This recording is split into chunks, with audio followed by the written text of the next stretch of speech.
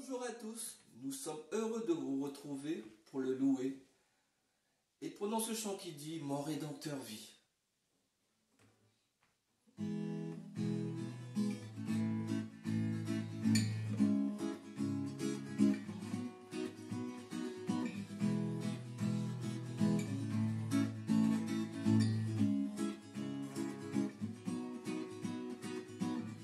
Je sais qu'il a secouru, son sang a couvert mes fautes, je le crois, oui je crois. Il a enlevé ma honte, je suis guéri en son nom, je le crois, oui je crois. Je veux proclamer, oh, Jésus a vaincu la mort, mon Rédempteur vit, mon Rédempteur vit, mon Rédempteur vit, mon Rédempteur vit, mon Rédempteur vit, mon Rédempteur. Tu prends mon fardeau et tu l'emportes. Alors je danse sur les sommets, je vois venir ton règne. Mon Rédempteur vit, mon Rédempteur vit, mon Rédempteur vit. Mon Rédempteur vit, mon Rédempteur vit, mon Rédempteur vit, mon Rédempteur vit, mon Rédempteur vit, mon Rédempteur vit, mon Rédempteur vit.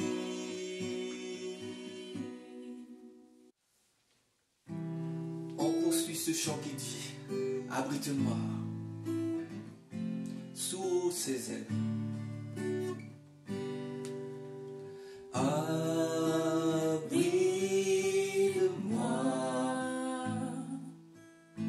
sous tes ailes.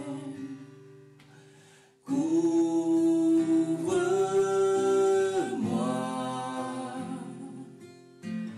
par ta main puissante, même si les océans se déchaînent, je les traverserai avec toi. Père, tu domines les tempêtes, je suis tranquille car tu es là. En Jésus seul, je me confie. Il me donne force, calme et puissance, même si les océans se déchaînent, je les traverserai avec toi.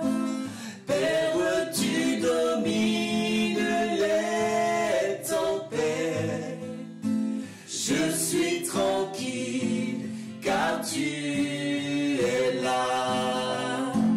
Même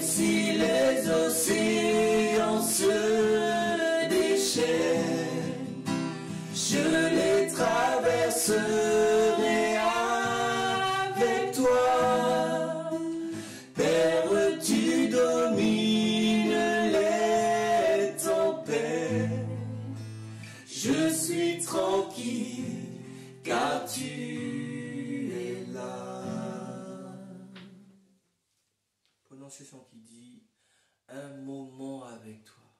Il est bon de le louer. Il est bon de prendre du temps avec notre Seigneur.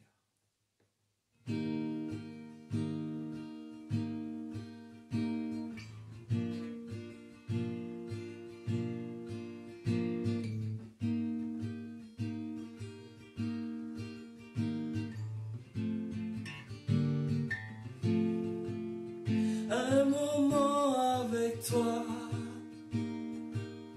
pour te louer. Un moment avec toi pour t'écouter. Un moment avec toi pour t'adorer. Un moment pour te dire merci.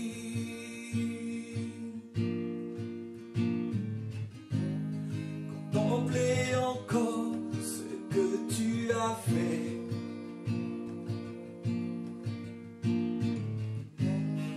Garder au loin l'immensité.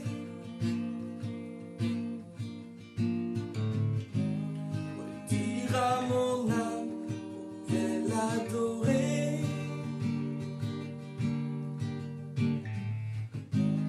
Lève-toi et proclame, il vit à jamais. Yeah.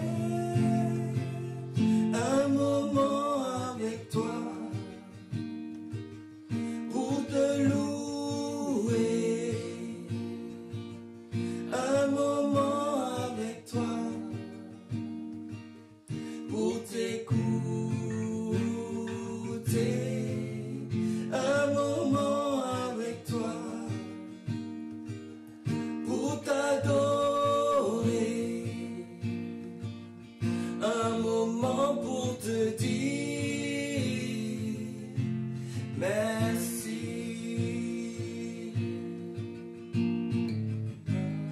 Au lever du jour, quand je me réveille,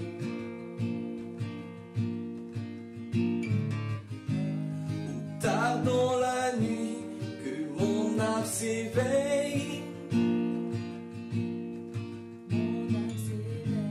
Perdu au milieu de mon émerveil.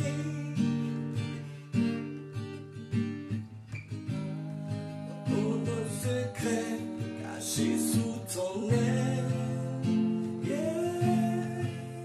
Un moment avec toi pour te louer. Un moment avec toi pour t'écouter. Un moment avec toi pour t'adorer. Un moment pour te dire merci.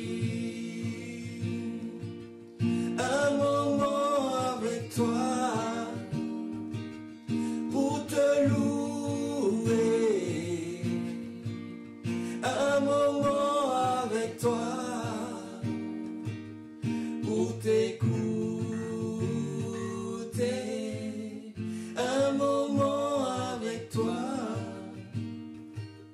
pour t'adorer. Un moment pour te dire merci. Un moment pour te dire merci. Un moment pour te dire je t'aime.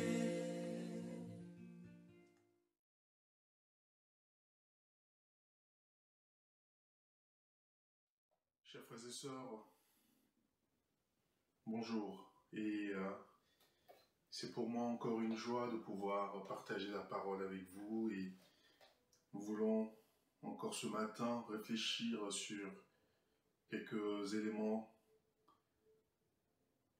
très basique et fondamentale dans la parole de Dieu. Et sans plus tarder, nous allons prier. Seigneur, nous voulons te bénir et te louer pour cette occasion que tu nous donnes encore de partager ta parole. Et nous sommes là ce matin à tes pieds pour apprendre encore, Seigneur, et nous voulons que ton Saint-Esprit descende de façon puissante, Seigneur, et vienne nous conduire dans toute la vérité, dans toute cette parole-là qui est esprit et vie, et qui nous révèle des choses pleines et entières et puissantes qui viennent directement de ton trône, Seigneur, et qu'une seule parole, Seigneur, qu'un mot, qu'un verset, Seigneur, puisse parler encore ce matin, parce que tu es là, présent au milieu de nous, Seigneur. Et nous voulons te donner toute la gloire. Amen. Nous allons lire dans Josué le chapitre 14. Nous lirons tout le chapitre afin de comprendre un petit peu le contexte.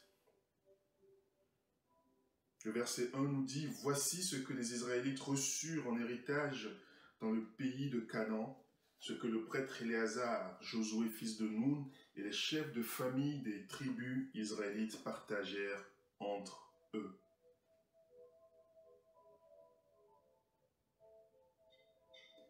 Le partage eut lieu par tirage au sort, comme l'Éternel l'avait ordonné par l'intermédiaire de Moïse, pour les 9 tribus ennemies. En effet, Moïse avait donné un héritage à 2 tribus ennemies de l'autre côté du Jourdain, mais il n'avait pas donné aux Lévites l'héritage parmi eux. Les fils de Joseph formaient 2 tribus, Manassé et Éphraïm, et l'on ne donna pas de part aux Lévites dans le pays, si ce n'est des villes d'habitation avec leur environnement pour leurs troupeaux et leurs biens. Les Israélites se conformèrent aux ordres que l'Éternel avait donnés à Moïse et partagèrent le pays. Les Judéens s'approchèrent de Josué à Gilgal. Caleb, fils de Jéphuné, le Kénésien, lui dit « Tu sais ce que l'Éternel a déclaré à Moïse, homme de Dieu, à mon sujet, et au tien, à Kadès-Barnéa. J'étais âgé de 40 ans lorsque Moïse, le serviteur de l'Éternel, m'a envoyé à Kadès-Barnéa explorer le pays, et c'est avec un cœur droit que je lui ai fait mon rapport. Mes frères qui étaient montés avec moi ont découragé le peuple, mais moi j'ai suivi pleinement la voie de l'Éternel mon Dieu. Et ce jour-là, Moïse a juré, le pays que ton pied a foulé sera ton héritage, et celui de tes descendants pour toujours, parce que tu as pleinement suivi la voie de l'Éternel. Maintenant, voici que l'Éternel m'a fait vivre comme il a dit. Il y a 45 ans que l'Éternel a dit cela à Moïse, à l'époque où Israël marchait dans le désert. Et je suis aujourd'hui âgé de 85 ans. Je suis encore aussi robuste que le jour où Moïse m'a confié cette mission. J'ai autant de force que j'en avais alors. Qu'il s'agisse de combattre ou de finir ou de partir en campagne et en revenir. Donne-moi donc la région montagneuse dont l'Éternel a parlé à cette époque-là. Tu as appris que il s'y trouve des Anakim et qu'il y a des villes grandes et fortifiées. Si l'Éternel est avec moi, je les chasserai comme il l'a dit. Josué bénit Caleb, fils de Jéphuné, et lui donna Hébron pour héritage. C'est ainsi que Caleb, fils de Jéphuné le Kénésien, a eu jusqu'à aujourd'hui Hébron pour héritage, parce qu'il avait pleinement suivi la voie de l'Éternel, le Dieu d'Israël. Hébron s'appelait autrefois Kirja Arba. Arba avait été l'homme le plus grand parmi les Anakim. Le pays fut dès lors en paix et sans guerre.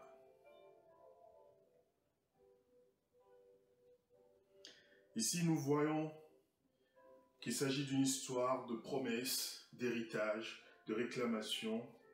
Et j'ai eu à cœur ce passage il y a quelques semaines en arrière, dans le sens où il y a des promesses, des choses qui ont été proclamées par l'Éternel sur nos vies.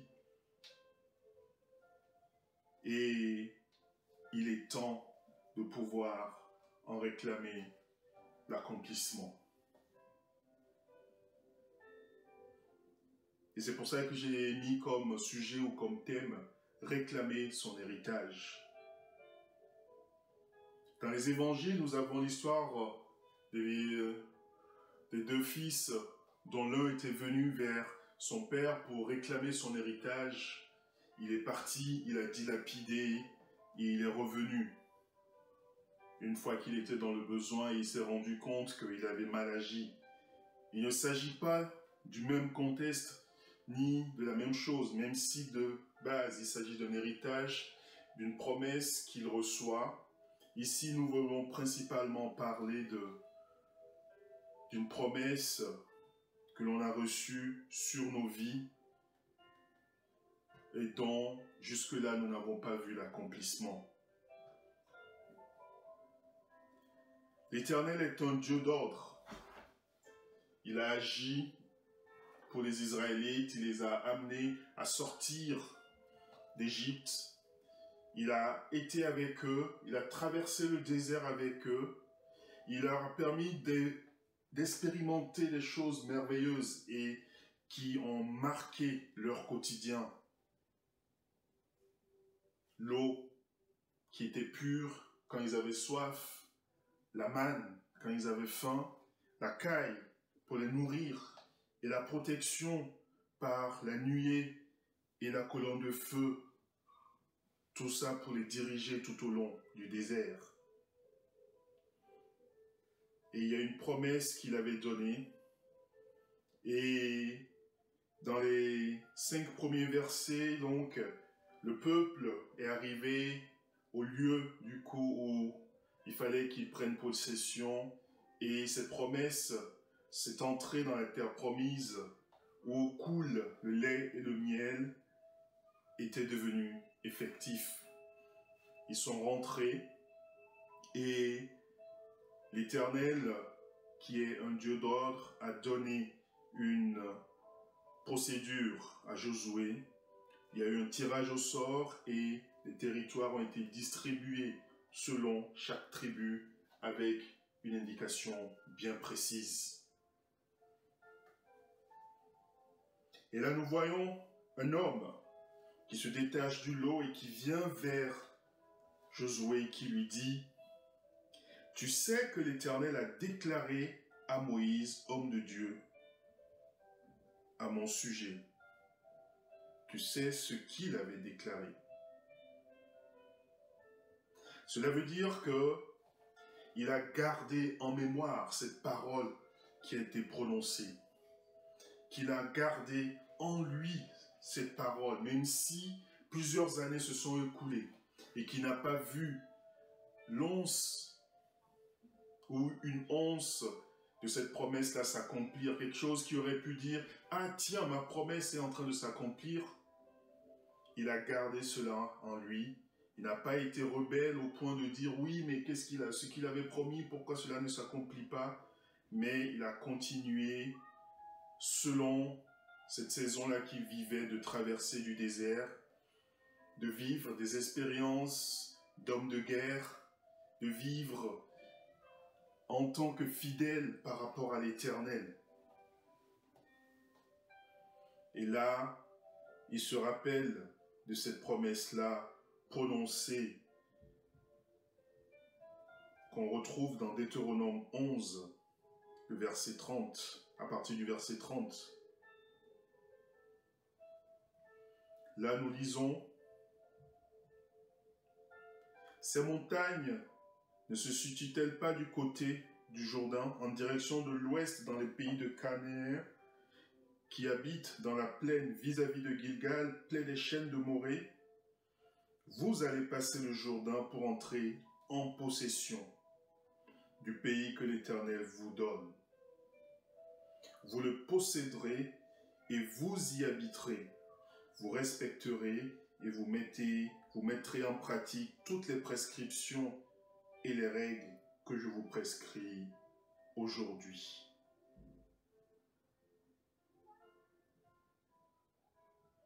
Il a prononcé la bénédiction, il a prononcé ces paroles par rapport à ceux-là qui ont demeuré dans l'obéissance. Et en ce jour-là, Josué s'est rappelé de cette promesse-là. Nous avons aussi d'autres prophètes ou personnes dans la Bible qui ont reçu des promesses et qui se sont rappelés. Nous avons Jérémie qui a reçu une parole de l'Éternel. La parole lui fut adressée: avant de te former dans le ventre de ta mère, je te connaissais. Et avant que tu naisses, je t'avais consacré, je t'avais désigné prophète pour les nations. Au moment où il entendait ces paroles, il avait dit à l'Éternel: je ne sais pas parler, je suis trop jeune. Et l'Éternel lui a dit: ne prétends pas que tu es trop jeune, car tu iras trouver tous ceux vers qui je t'enverrai, et tu diras tout ce que je t'ordonnerai. N'aie pas peur, car je suis moi-même avec toi pour te délivrer, déclare l'Éternel. Il a reçu cette promesse, et quand nous lisons tout le livre de Jérémie, nous voyons toutes ces facettes ou toutes ces choses au travers lesquelles il est passé et où il a montré son obéissance, et en se rappelant de ces promesses-là que l'Éternel avait prononcées sur sa vie, qu'il va le garder. Au moment où il devait aller vers les rois ou vers les autorités, il n'a pas eu peur parce qu'il savait que l'Éternel lui a dit: n'aie pas peur, je suis avec toi. Nous avons aussi Josué, au chapitre 1 aussi, qui a reçu une parole de la part de l'Éternel. Après la mort de Moïse, le serviteur, l'Éternel dit à Josué: mon serviteur Moïse est mort, maintenant lève-toi et passe le Jourdain avec tout ce peuple pour entrer dans le pays que je donne aux Israélites. Et dans ce chapitre 14, nous voyons cette promesse-là s'accomplir. Il avait déjà aussi dit que personne ne résistera devant lui. Tant que tu vivras, je serai avec toi comme j'ai été avec Moïse. Je ne te délaisserai point, je ne t'abandonnerai point. Fortifie-toi et prends courage, car c'est toi qui mettras en possession du pays ce peuple à qui j'ai juré de donner ces territoires-là. Il a dit à Pierre, lorsque il a appelé qu'il fera de lui un pêcheur d'hommes, qui serait Pierre, sur cette pierre où il bâtira son église. Et Pierre, une fois qu'il est revenu au Seigneur après l'avoir renié, s'est souvenu de toutes ces promesses-là, et il a été fidèle dans l'accomplissement de la parole de Dieu.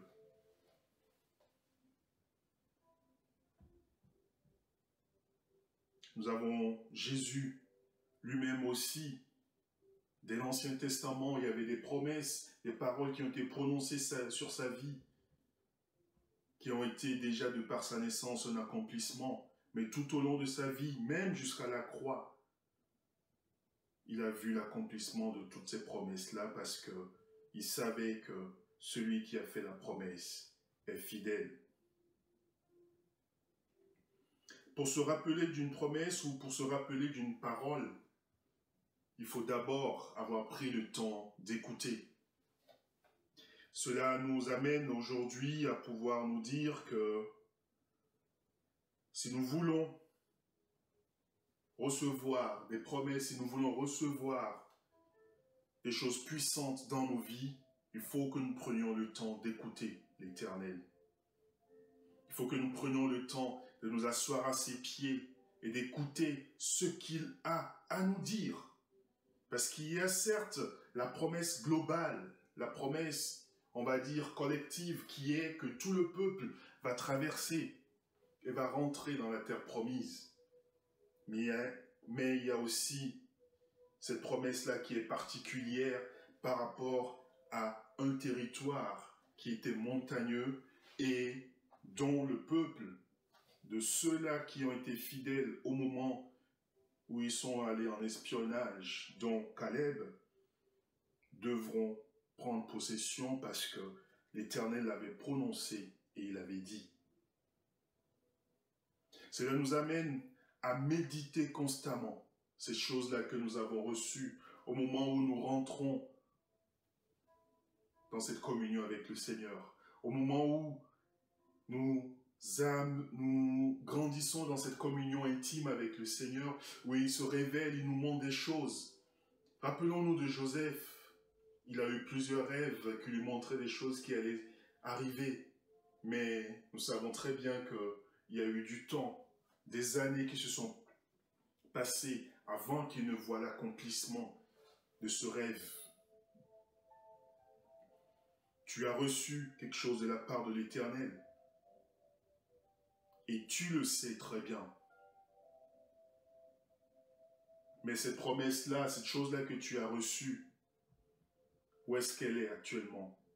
Est-ce que tu te rappelles encore comme Caleb l'a fait là, en citant les mots qui ont été dits au moment de la proclamation de cette promesse-là? Est-ce que toi, tu te rappelles de ce que l'Éternel a prononcé sur ta vie il y a plusieurs années en arrière? Cela nous amène à l'exhortation de nos anciens, de nos pasteurs qui à chaque fois nous disent s'il y a quelque chose qui te touche, s'il y a quelque chose qui te travaille, prends note sur un cahier, sur un carnet, c'est même dans ta Bible, plusieurs années plus tard, ou plusieurs temps après, quand tu en verras l'accomplissement, tu te rappelleras de ce passage-là et tu te réjouiras parce que celui qui a fait la promesse est fidèle. Cela nous ramène aussi à Marie lorsqu'elle suivait Jésus. La Bible dit qu'elle l'écoutait, elle gardait tout dans son cœur et elle le chérissait. Tu m'entends ce matin? Tu m'entends ce jour, si tu écoutes longtemps après? Mais rappelle-toi d'une chose. Il y a une promesse qui a été prononcée sur ta vie. Il y a un message qui t'a été destiné particulièrement. Tu l'as noté, alors retourne sur ce document sur lequel tu l'as noté et attends dans la paix son accomplissement.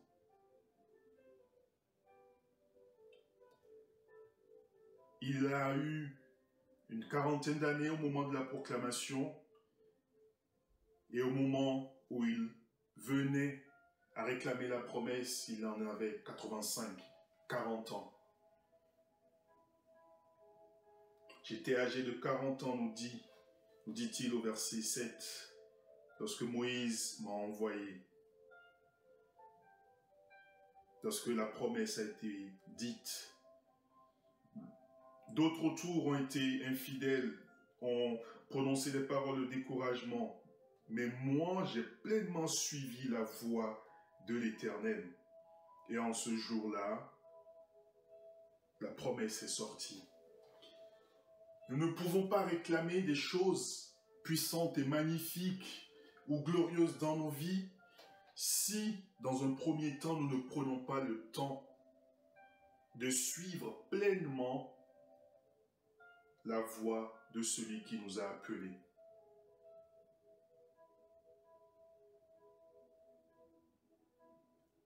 Nous sommes nombreux, nous sommes différents, et la Bible nous dit que nous formons un corps. La tête n'est pas destinée à saisir les choses comme la main. La main n'est pas faite pour réfléchir. Les pieds ne sont pas faits pour pomper le sang. C'est le cœur qui joue ce rôle.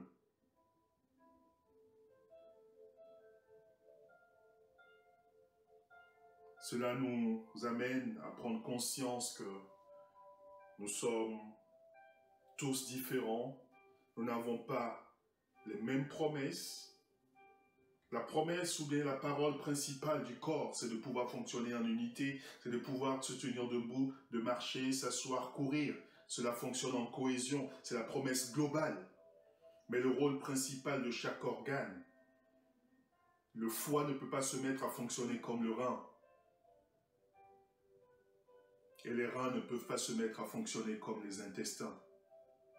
Cela veut dire que dans cette promesse globale, dans cette unité globale, il y a la particularité de chacun qui s'exprime, mais le tout pour l'unité commune, pour une destinée commune. Lorsqu'il a réclamé sa promesse, ce n'était pas dans le but de pouvoir dire « j'ai été fidèle, écoute, j'étais le meilleur, donc il faut que je rentre dans ma promesse », mais c'est simplement qu'il voulait voir l'accomplissement de la promesse qui a été dite, parce qu'il voulait voir la gloire se révéler et que tout le peuple puisse encore une fois continuer à célébrer l'Éternel, parce qu'il sait que celui-là qui a fait la promesse est fidèle. Il a expérimenté pendant 40 ans cette fidélité de l'Éternel. Et au moment opportun, il a réclamé sa promesse. Parce qu'il a su discerner le temps. Cela veut dire que nous aujourd'hui, alors que nous recevons des choses sur nos vies, nous recevons des paroles dans nos vies, soit dans notre communion intime avec le Seigneur, soit au travers d'hommes de Dieu, soit au travers des frères, des sœurs, ou bien même d'une lecture de la parole simplement. Si nous voulons en voir l'accomplissement, commençons déjà par être fidèles au quotidien. Si nous voulons en voir l'accomplissement, commençons déjà à discerner le temps. Commençons déjà à opérer de façon commune et conjointe avec celui-là qui a fait la promesse. Et ces différentes expériences-là vont nous amener à aiguiser notre entendement, vont nous amener à aiguiser notre cœur, vont nous amener à devenir de plus en plus sensibles et à nous attendre à ce qu'il va dire. Et le discernement lui permet en ce jour-là de pouvoir réclamer, parce que on pouvait dire, ça y est, c'est mon temps, c'est mon heure de rentrer dans la promesse, de rentrer dans ce qui a été dit. La Bible ne nous dit peut-être pas, si la promesse tarde, attends-la.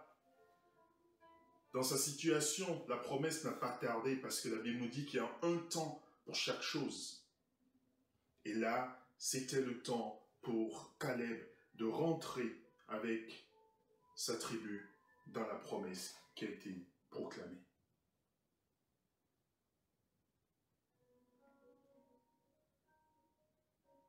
Je suis encore robuste. J'ai autant de force que j'en avais, qu'il s'agisse de combattre ou de partir en campagne ou de revenir. Donne-moi la région montagneuse dont l'Éternel a parlé.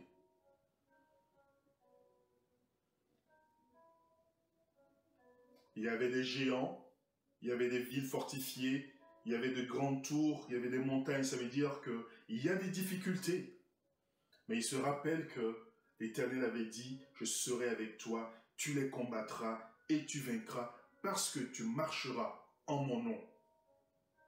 Et là, aujourd'hui, l'Éternel te dit, rentre dans cette destinée qui est tienne. Et ne t'effraie pas de ce qui va se passer, parce que moi, j'ai fait la promesse, moi, je te tiens, moi, je marche avec toi. Mon nom est Emmanuel, Dieu avec toi. Je suis ta paix. Tu as peut-être peur de ce qui va se passer lorsque tu vas proclamer ces promesses-là sur ta vie, lorsque tu vas vouloir entrer dans cette destinée qui est réellement tienne, dans cet appel qui est le tien. Mais l'Éternel te dit en ce jour, c'est lui qui le fait au travers de toi. Certes, Caleb a énuméré qu'il était fort, mais il a été fort tout simplement parce qu'il a obéi et il a été formé par l'Éternel au travers des batailles passées, au travers des campagnes passées, au travers des combats qu'il y a eu. Il s'est exercé et il a aiguisé ses capacités de combattant. Et là, malgré toutes ses forces, malgré tous nos talents, on va dire, reconnus peut-être par les hommes, on dit « Ah, tu es un bel orateur » ou bien « Tu sais dessiner, tu sais faire ci, tu sais faire ça ». Tout cela ne peut réellement contribuer à l'avènement de la gloire de Dieu que si tu laisses accomplir toutes ces choses par lui. Tu as certes ces capacités, tu peux jouer de tel instrument, mais si tu le fais par tes propres forces, tu n'en arriveras à rien. Mais si tu le fais en t'appuyant sur celui-là qui a prononcé une parole sur ta vie, en te disant « cet art que tu exerces, je vais l'utiliser pour ma gloire ». Si tu te rappelles de cette promesse-là, alors proclame-la sur ta vie et laisse l'Éternel jouer de la musique au travers de toi. Si l'Éternel est avec moi, je les chasserai comme il a dit. C'est en toute humilité, malgré sa force physique, malgré ses expériences de combattant, malgré ces 40 années où il a pu voir de grandes expériences par le passé, il n'a pas dit « c'est vrai, l'Éternel a dit, donc je vais le faire ». Non, si l'Éternel est avec moi, je les chasserai.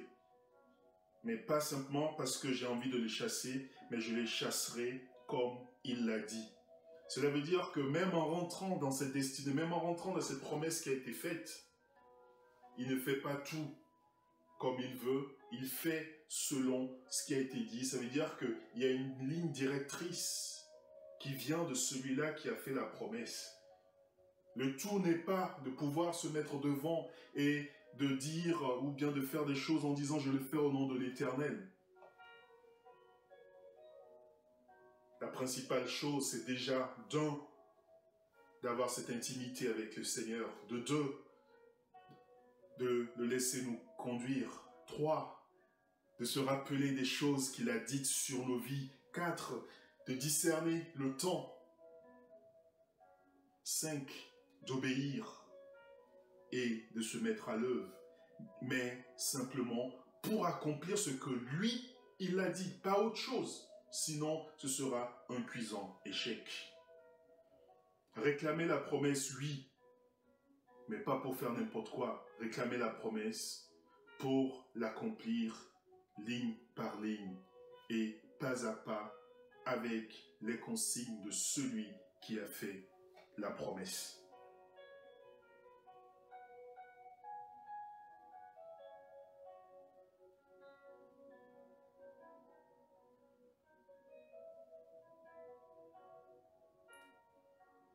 Josué bénit Caleb et il lui donne un Hébron pour héritage. Josué était là quand la promesse a été faite. Il a entendu son frère se remémorer ces promesses-là. Il a entendu, il a vu l'humilité de son frère. Et lui, en tant qu'intendant en ce moment-là, chargé de la distribution, met à exécution la promesse qui a été faite. Le verset 14 nous dit « C'est ainsi que Caleb, fils de Jephuné, le Kénésien, a eu jusqu'à aujourd'hui Hébron pour héritage. » Il a accompli la promesse, il a attendu, il a discerné le temps et il est rentré dans cette promesse-là en agissant pleinement selon la voie de celui qui l'a appelé. Et la Bible nous dit que jusqu'à aujourd'hui, Hébron appartient à sa tribu parce qu'il a pleinement suivi la voie de l'Éternel, le Dieu d'Israël. N'est-ce pas merveilleux? Pleinement suivi la voie. Réclamer la promesse, oui, mais pour pouvoir pleinement suivre la voie de celui qui nous a appelés. Et la fin du chapitre 14 nous dit que le pays fut dès lors en paix et sans guerre. Malgré les difficultés, malgré tout ce qu'il y avait comme obstacle, qu'on pouvait dire de façon objective, les montagnes, les villes fortifiées, les géants, les hommes qui étaient robustes et qui pouvaient les combattre, ou devant lesquels, si vous vous rappelez, les autres avaient dit que nous étions comme des sauterelles. Caleb est resté fidèle à la promesse. N'aie pas peur, ne t'épouvante point, je marche avec toi, tu les vaincras. Il est parti en homme de bataille avec sa tribu, il a vaincu et la paix est venue sur la tribu. La paix est venue sur la région parce qu'il est rentré dans sa destinée et il a accompli ce que l'Éternel avait dit. As-tu reçu une parole? As-tu reçu une parole il y a plusieurs années, ou bien même par ces temps de crise qui t'ont amené à te centrer plus sur l'essentiel qui est Jésus, qui est cette communion intime, cette intimité avec lui? Il y a des choses qui sont remontées à la surface, tout simplement, dans cette position de dépendance. Ou est-ce maintenant que tu prends conscience que tu as un rôle à jouer? Alors, saisis cette promesse-là, saisis cette promesse-là et laisse le Seigneur te guider à pouvoir discerner le moment pour réclamer l'accomplissement. Peut-être même tout de suite, c'est pour toi le temps d'accomplir cela. C'est dans quelques jours, c'est dans quelques mois, dans quelques années. Ce qui est important, c'est de pouvoir serrer cette promesse-là dans notre cœur, de ne pas l'oublier, de la chérir, de la nourrir, et que cela puisse fortifier notre foi au quotidien, parce que nous savons que celui qui a fait la promesse l'amènera à achèvement. Il nous amènera à bon port. Si les choses tanguent autour, si les choses s'agitent autour, il est grand, il est fidèle. Son nom est Majesté, Dieu Tout-Puissant. Et c'est lui qui nous conduit à bon port. Que le Seigneur vous bénisse et qu'il nous aide tous, autant que nous sommes, à discerner son temps, à discerner cette promesse, à discerner cette parole qui a été prononcée sur nos vies, mais aussi à discerner quand la réclamer et quand la mettre en application. Seigneur, nous voulons te bénir et te louer pour ta grâce et ton amour. Merci pour ta bonté, merci parce que tu es fidèle. Et ce que tu dis, tes mains l'accomplissent, Seigneur. Et nous voulons vraiment te donner toute la gloire. Sois élevé. Merci, Seigneur, parce que par ces temps où nous passons, Seigneur, il y a beaucoup de choses qui remontent en surface, Seigneur. Tu nous fais prendre conscience de beaucoup de choses. Et tu nous amènes à nous recentrer sur l'essentiel qui est toi et quel est le rôle que nous avons à jouer dans ta maison. Alors aide-nous à discerner cela, Seigneur. Aide-nous à découvrir ce talent, ce don, cette promesse que tu as sur nos vies de façon particulière. Pas cette promesse globale d'hériter de la vie éternelle, mais cette promesse particulière qui ne tient qu'entre toi et moi, entre toi et tel frère en toi et telle autre sœur. Parce que nous travaillons tous ensemble à l'unité du corps, mais chacun a son rôle particulier à jouer et aide-nous à le discerner, Seigneur. Et surtout, aide-nous à l'accomplir en restant pleinement fidèle à ce que tu as prononcé. Béni sois-tu, Seigneur. Sois glorifié pour toutes choses, Père, au nom de Jésus. Amen.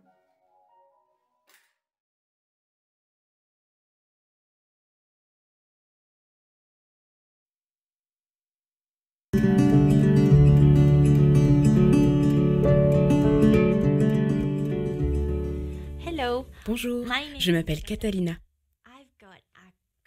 J'ai ici un super livre à lire. Il s'appelle Le jardin, le voile et la croix. Tu sais, c'est une histoire vraie absolument formidable. Donc, si tu veux l'écouter, installe-toi confortablement et je vais te la lire. Il y a très longtemps, ici même dans ce monde, se trouvait un jardin. Dans ce jardin, tout était merveilleux. Le monde était rempli de rires, de jeux, de joie et de plaisir. Rien n'était jamais mauvais. Personne n'était jamais triste. Et le top du top, Dieu était là. Il avait créé toutes choses. Il dirigeait toutes choses. Il aimait toutes choses. Les gens pouvaient voir Dieu. Ils pouvaient parler à Dieu. Ils pouvaient tout simplement avoir du plaisir à être avec Dieu. C'était merveilleux de vivre avec Dieu. Mais un jour, les gens ont fait quelque chose de terrible. Ils ont décidé qu'ils ne voulaient plus faire ce que Dieu leur disait de faire. Ils ont décidé qu'ils ne voulaient plus que Dieu dirige le monde. Dieu appelle ça le péché. Le péché gâche tout. C'est pour cela que le péché n'a pas sa place dans le merveilleux jardin de Dieu. Dieu a alors dit aux gens, « Vous ne pouvez plus vivre avec moi dans le jardin. » Et il les a chassés du jardin. Et pour montrer aux gens qu'ils devaient bien rester à l'extérieur du jardin, Dieu a placé des anges guerriers pour protéger l'entrée du jardin. Ces anges étaient là, à la porte du jardin, comme un grand panneau qui disait « Défense d'entrée ». Maintenant, tout était différent. Il y avait parfois des choses mauvaises qui se passaient et les gens étaient quelquefois bien tristes. Mais ils continuaient à pécher, car ils ne voulaient pas que Dieu les dirige. C'est pourquoi personne ne pouvait plus habiter dans le merveilleux pays de Dieu. Dieu avait dit, « À cause de ton péché, tu ne peux pas entrer. » Dieu voulait que les gens se souviennent toujours de cela.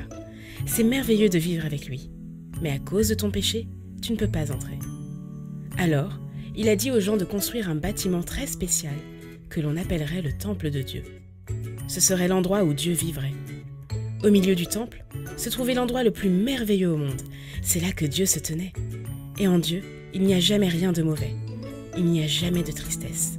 C'était vraiment formidable. Mais Dieu a demandé aux êtres humains d'accrocher un grand voile tout autour de cet endroit merveilleux. Sur le voile, des anges guerriers avaient été dessinés. C'était comme un grand panneau défense d'entrée.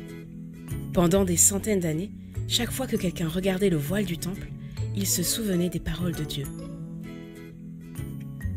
C'est merveilleux de vivre avec lui, mais à cause de ton péché, tu ne peux pas entrer. Les enfants sont devenus grands et ont eu des enfants. Et ces enfants sont devenus grands et ont eu des enfants. Et ces enfants sont devenus grands et ont eu des enfants. Des centaines d'étés et des centaines d'hivers ont passé. Et le voile défense d'entrée était toujours à sa place dans le temple. Puis un jour, le Fils de Dieu est venu vivre dans ce monde, sous la forme d'un être humain. Il s'appelait Jésus. Jésus a toujours fait ce que Dieu voulait qu'il fasse. Jésus n'a jamais péché. Et Jésus est allé dans le temple où le voile défense d'entrée était accroché. Jésus savait qu'il y avait parfois des choses mauvaises qui se passaient et que, quelquefois, les gens étaient tristes. Jésus disait que Dieu l'avait envoyé pour ouvrir à nouveau l'entrée du merveilleux pays de Dieu, là où il n'existerait rien de mauvais, là où personne ne serait jamais triste. Mais les gens ne voulaient toujours pas que Dieu les dirige. Alors ils ont décidé de mettre Jésus sur une croix pour le faire mourir.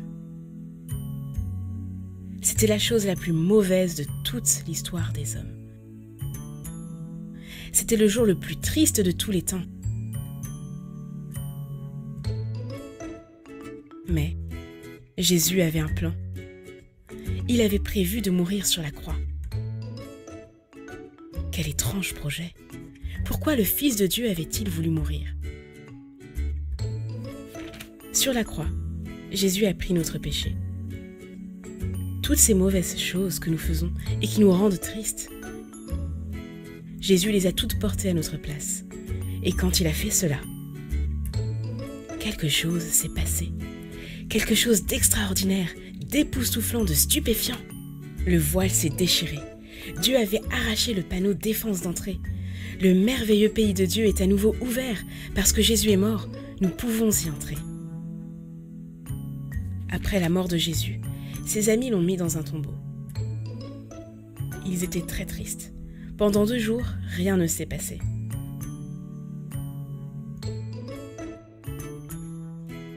Mais le lendemain matin, les amis de Jésus sont allés voir son corps dans le tombeau. Et il n'était plus là. Un peu plus tard, les amis de Jésus étaient réunis tous ensemble. Tout à coup, Jésus était là, vivant. Tout à coup, ses amis n'étaient plus tristes du tout. Maintenant, ils étaient tellement heureux. Dieu avait ramené Jésus à la vie afin qu'il vive pour toujours dans le merveilleux pays de Dieu. Et Jésus a invité tout le monde à venir vivre là-bas avec lui. Il nous dit, Dieu dit que c'est merveilleux de vivre avec lui. À cause de ton péché, tu ne peux pas entrer. Mais je suis mort sur la croix pour prendre ton péché. Alors maintenant, tous mes amis peuvent entrer. Nous pouvons vivre avec Dieu pour toujours. Il n'existera plus rien de mauvais et personne ne sera jamais triste. Nous verrons Dieu, nous parlerons à Dieu et nous aurons du plaisir à être avec Dieu, exactement comme il l'avait prévu. Ce sera merveilleux de vivre avec lui. Et tout ça grâce à Jésus. Nous dirons chaque jour, merci Jésus, tu es formidable. Et tu peux commencer à le dire aujourd'hui.